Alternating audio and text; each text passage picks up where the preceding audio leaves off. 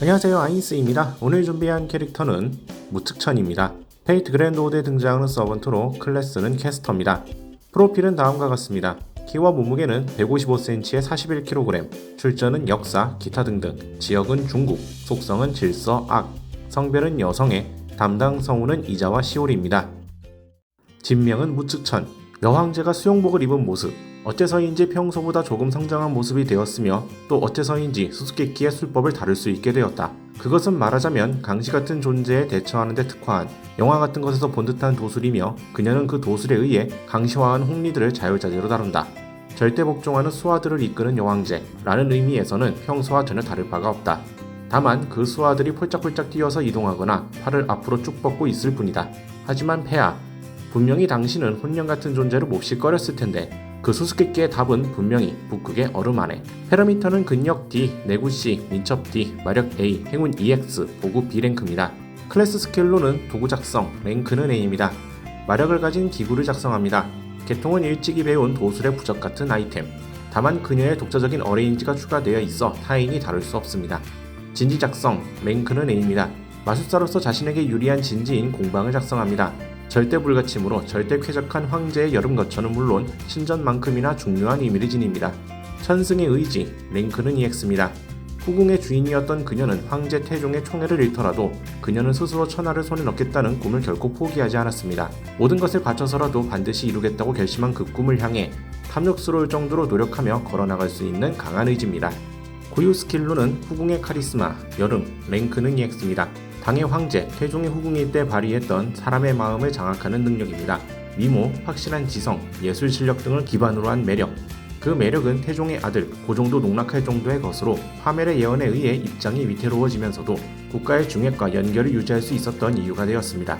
어쌔신일 때의 여왕제의 카리스마에 내포된 것이기는 하지만 당시의 연령과 비슷해진 것과 여름 버전의 수영복 연기가 된 것으로 보다 직접적으로 유감없이 발휘하게 되었습니다. 나의 쭉쭉빵빵 퍼펙트한 프로포션에 저항할 수 있는 자는 없다. 능계야. 무치성의 기희, 랭크는 A입니다.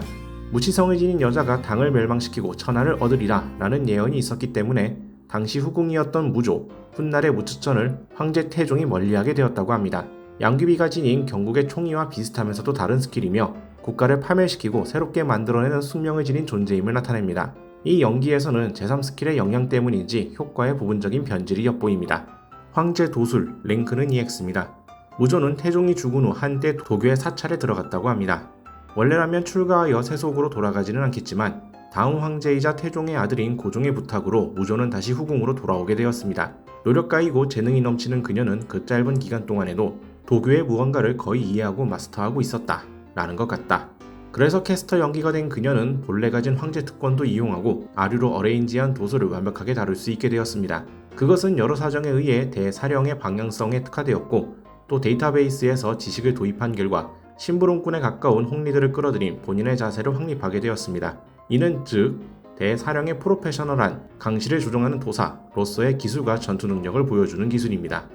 보구는 오너라 홍리 강시단, 라이라이 홍리 강시즈, 랭크는 B입니다. 사형마와 다름없는 홍리들을 이마에 붙인 부적으로 강시화시켜 다루는 도술입니다. 본래 우수한 고문관들이여라 라는 성질을 일단 잊고 왜 이런 짓을 이라고 생각하면서도 그야말로 강시처럼 폴짝폴짝 뛰는 모습으로 그녀들은 무측천에 따르는 것입니다. 다만 그냥 평범하게 걸을 수도 있습니다. 또한 이마에 붙인 옷수를 행사하면 홍리가 아니더라도 어느 정도는 강시화시켜 조정할 수 있으므로 신규 입단자는 언제든지 모집하고 있습니다. 모여라 할 마음이 있는 우수한 강시 지망자들이여, 미인 상사, 보람 있는 일, 실패했을 때 눈이 번쩍 뜨이게 할 정도로 멋진 고문이 너희들을 기다린다. 생전에 무추천은 유령을 물리치려고 도술을 배웠으나 전혀 통하지 않았습니다.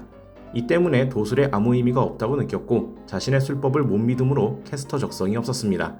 여름에 발키리들이 무추천을 수영복 연기로 만들어주려 했으나 어쌔신 클래스인 상태로는 궁합이 안 맞아 안 되고 그렇다고 캐스터로 클래스 변경하자니 적의 걸림돌이 된지라 난관에 빠졌죠. 이에 스카자와 스카디가 망각의 룬을 사용해 무측천의 유령과 관련된 기억을 지운다는 방식으로 캐스터 적성을 얻게 해줬습니다. 이 덕에 수용복 연기 무측천은 유령을 무서워하지 않습니다. 수용복 연기가 풀리면 원상태로 돌아가 기억도 복구되어 다시 무서워하게 됩니다. 또는 이 연기 상태로도 퇴치하지 못하는 정당성 있는 사령과 만나 그것에 도술이 먹히지 않는 상황이 오면 역시 무서워하게 됩니다.